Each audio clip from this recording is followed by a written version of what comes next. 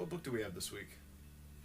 Well, I was thinking, with Halloween just a month ago, and this being the first episode of Season 2, well... Yeah? What do you think about doing another Stephen King classic? Perfect. What do you have in mind?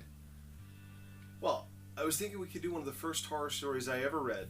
The first King novel I read after I picked up The Gunslinger. Awesome. You're talking about Salem's Lot, right?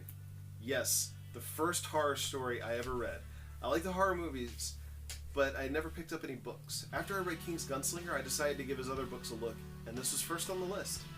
So what do you think about it? I've got my opinions, but I'd love to hear what you have to say. I love the small town setting most of all. Maine is the perfect place to set a horror story, in my opinion. I agree. The town was as much a character as anyone else in the book. Who's your favorite character? Well, Ben, of course. He's a writer. Who else would I like? I think Father Callahan is my favorite, but I'm not sure if that's because of him in this book, or if it's because of who he becomes in the Dark Tower books.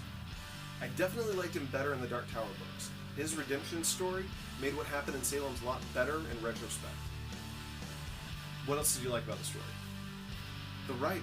I love how King interlaced backstory with every character. He breathed life into Salem's Lot. Really, the writing and plotting bogged down for me a little bit. Don't get me wrong, but the boring parts of the book dragged on. It was punctuated by spurts of action. King didn't pace the novel very well. I think it was paced perfectly. The creeping sense of evil is mirrored by the structure of the novel. The way King wrote it feeds into reading. He's like a movie director, but instead he's using words on the page to direct the reader. It did nothing of the sort.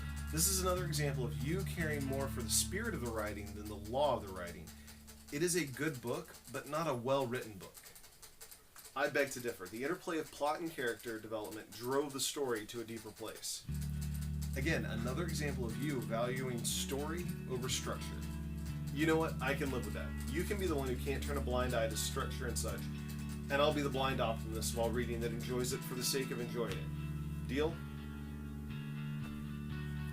Deal.